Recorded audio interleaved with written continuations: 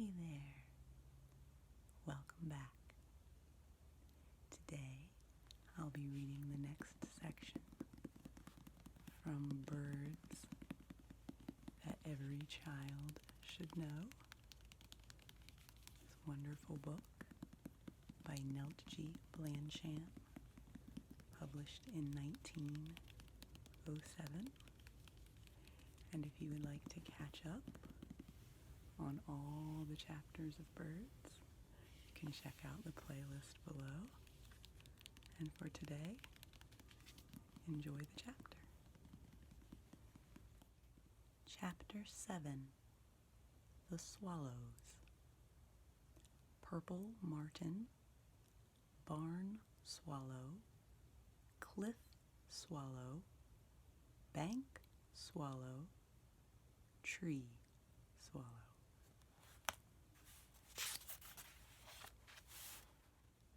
The swallows.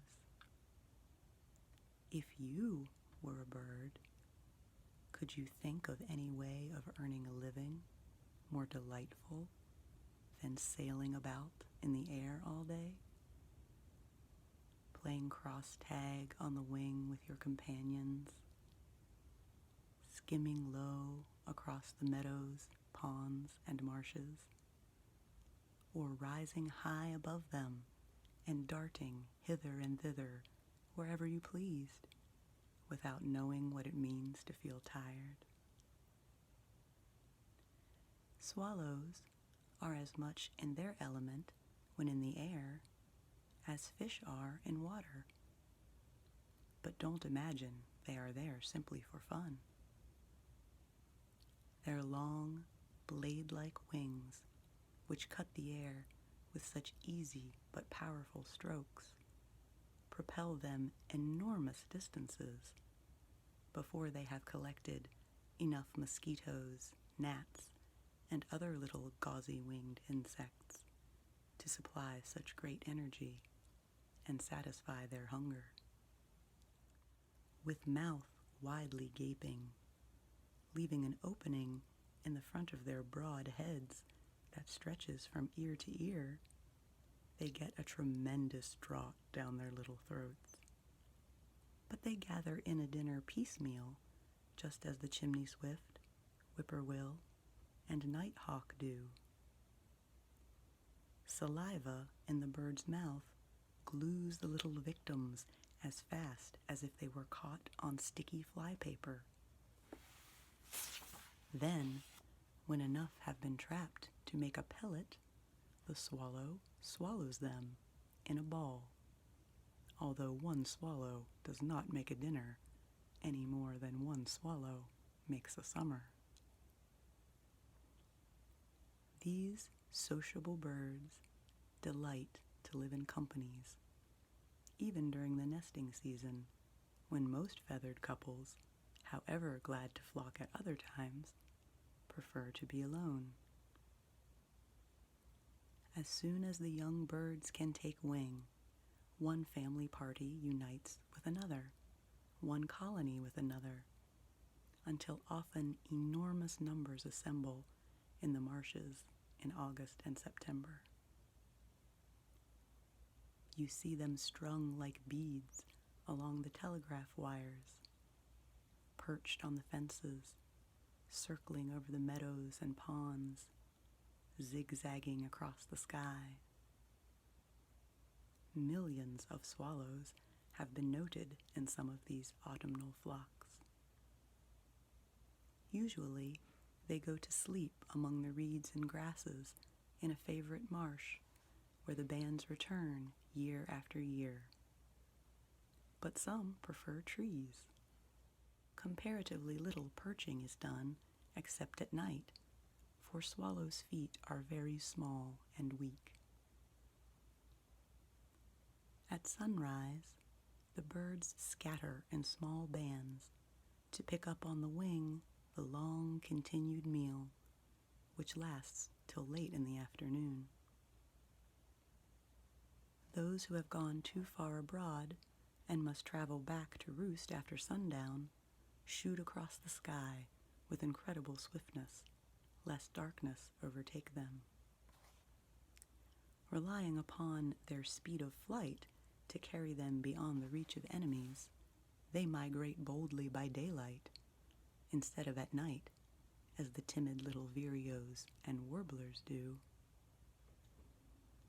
During every day the swallows are with us, they must consume billions and trillions of blood-sucking insects that would pester other animals besides ourselves. Think of the mosquito bites alone that they prevent. Every one of us is greatly in their debt. Male and female swallows are dressed so nearly alike that you can scarcely tell one from the other. Both twitter merrily, but neither really sings. The purple martin. There is a picturesque old inn beside a post road in New Jersey with a 5-storied martin house set up on a pole above its quaint swinging sign. For over 30 years, a record was kept on the pole showing the dates of the coming and going of the martins in April and September, which did not vary by more than 2 or 3 days during all that time. The innkeeper locked up in his safe every night the registers on which were entered the arrivals and departures of his human guests, but he valued far more the record of his bird visitors, which interested everybody who stopped at his inn. One day, while he was away, a man who was painting a fence for him thought he would surprise him by freshening up the old, weather-beaten pole. Alas, he painted over every precious mark. You may be sure the surprise recoiled upon him like a boomerang when the wrathful innkeeper returned. However, the martins continued to come back to their old home year after year and rear their broods on little heaps of leaves in every room in the house, which is the cheerful fact of the story. These glossy, blue-black iridescent swallows, grayish-white underneath, the largest of their graceful tribe, have always been great favorites. Now, in the eastern United States at least, these pampered darlings of luxury positively refuse to live where people do not put up houses for their comfort. In the sparsely settled West, however, they still condescend to live in trees, but only when they must, like the chimney swifts, who, by the way, are no relation. Plenty of people persist in calling them chimney swallows, which is precisely what they are not. Not even the little house wren has adapted itself so quickly to civilized men's homes as the swift and purple martin. Intelligent people, who are only just beginning to realize what birds do for us and how very much more they might be induced to do, are putting up boxes for the martins, not only near their own houses, that the birds may rid the air of mosquitoes, but in their gardens and orchards, that incalculable numbers of injurious pests in the winged state may be destroyed. When martins return to us in spring from Central and South America, where they have passed the winter, insects are just beginning to fly, and if they can be captured then, before they have a chance to lay their eggs, you see how much trouble and money are saved for the farmers by their tireless allies, the swallows. Unfortunately, purple martins are not so common at the north as they were before the coming of those saucy little immigrants, the English sparrows, who take possession, by fair means or by foul, of every house that they can find. In the South, where martins are still very numerous, a peach grower I know has set up in his orchard rows of poles with a house on each, either for them or for bluebirds. He says these bird partners are of inestimable value in keeping his fruit trees free from insects. The curculio, one of the worst enemies every fruit grower has to fight, destroying as it does millions of dollars worth of crops every year, is practically unknown in that Georgia planter's orchard. Someday, farmers all over the United States will wake up and copy his good idea. A colony of martins circling about a house gives it a delightful, home-like air. Their very soft, sweet conversation with one another as they fly sounds like rippling, musical laughter. The barn swallow. Do you know where there is an old-fashioned, weather-worn barn with its hospitable doors standing open, where you could not find at least one pair of barn swallows at home beneath its roof? These birds, you will notice, prefer dilapidated old farm buildings whose doors are off their hinges and whose loose shingles or broken clapboards offer plenty of entrances and exits. If you like to play around a barn as well as every child I know, you must be already acquainted with the exquisite, dark, steel blue swallows with glistening reddish-buff breasts and deeply forked tails that dart and glide in and out of the openings, merrily twittering as they fly. While you tumble about in the hay, among the rafters the swallows go and come, so that, quite unconsciously, you will associate them with happy hours as long as you live. High up on some beam, too high for the children to reach, let us hope, a pair of barn swallows will plaster their mud cradle. Did you ever see them gathering pellets of wet soil in their bills at some roadside puddle? It is perhaps the only time you can ever catch them with their feet on the earth. Each mud pill must be carried to the barn and fastened onto the rafter. Countless trips are made to the puddle before a sufficient number of pellets are worked into the deep mud walls of the ample nursery. Usually grass is mixed with the mud, but some swallows make their bricks without straw. A lining of fine hay and plenty of feathers from the chicken yard seem to be essential for their comfort, which is a pity because almost always chicken feathers are infested with lice, and lice kill more young birds than we like to think about.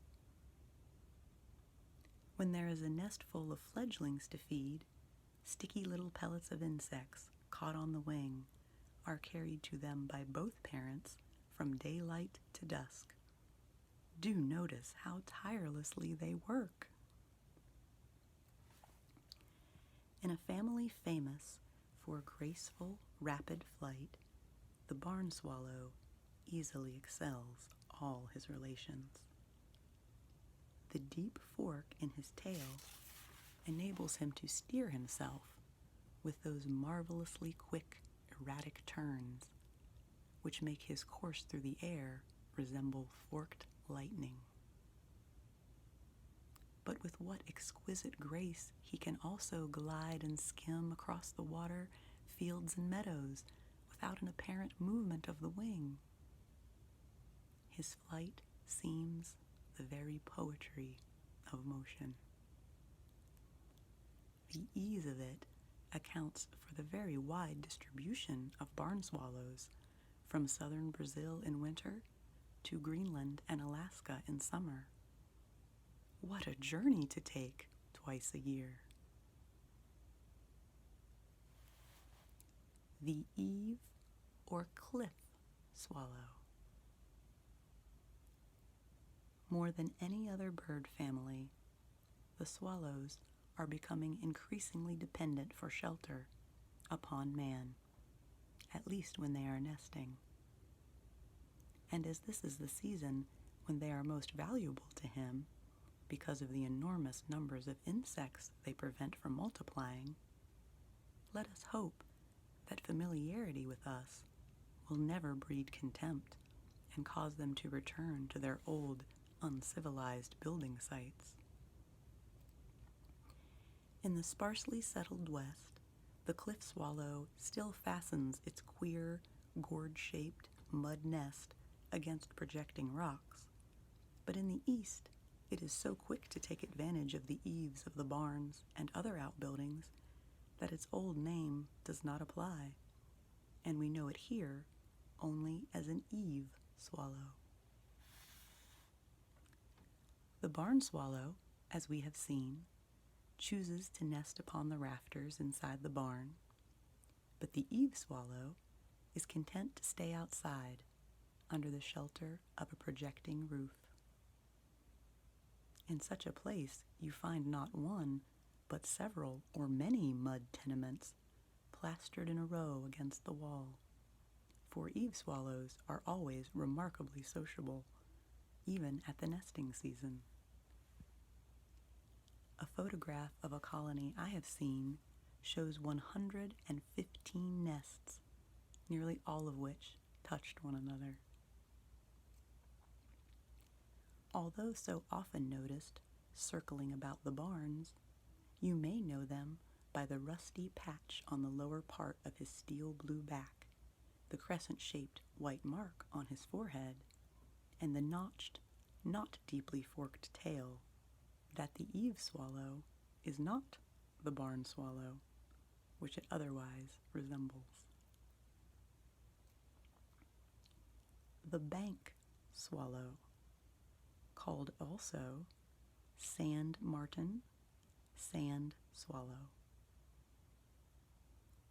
Perhaps you have seen a sandbank somewhere, probably near a river or pond, where the side of the bank was filled with holes, as if a small cannon had been trained against it as a target. In and out of the holes fly the smallest of the swallows, with no lovely metallic blue or glistening buff in their dull plumage, which is plain brownish gray above, white underneath, with a grayish band across the breast. Only their cousin, the rough-winged swallow, whose breast is brownish gray, is so plainly dressed. The giggling twitter of the bank swallows as they wheel and dart through the air above you proves that they are never too busy hunting for a dinner to speak a cheerful word to their friends. Year after year, a colony will return to a favorite bank whose face has been honeycombed with such care. Think of the labor and patience required for so small a bird to dig a tunnel 2 feet deep, more or less. Some nests have been placed as far as 4 feet from the entrance. You are not surprised at the big kingfisher, who also tunnels a hole in a bank for his family, because his long, strong bill makes digging comparatively easy. But for the small-billed, weak-footed swallow, the work must be difficult indeed. What a pity they cannot hire moles to make the tunnels with their strong, flat, spade-like feet. No wonder the birds become attached to the tunnels that have cost so much labor. When there are no longer any baby swallows on the heaps of twigs, grass, and feathers at the end of them, the birds use them as resting places by day as well as by night, until it is time to gather in vast flocks and speed away to the tropics. The tree swallow. called also white-breasted swallow. Probably this is the most abundant swallow that we have. Certainly countless numbers assemble every year in the Long Island and Jersey marshes, perch on the telegraph wires, and skim with much circling above the meadows and streams in a perfect ecstasy of flight.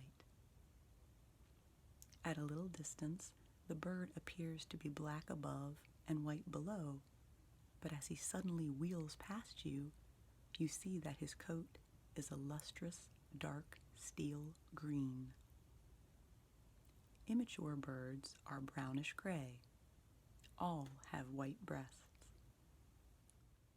As the tree swallows are the only members of their family who spend the winter in the southeastern United States, they can easily arrive at the north some time before their relatives from the tropics overtake them, and they are the last to leave. Myriads remain in the vicinity of New York until the middle of October. There is plenty of time to rear 2 broods, which accounts for the great size of the flocks.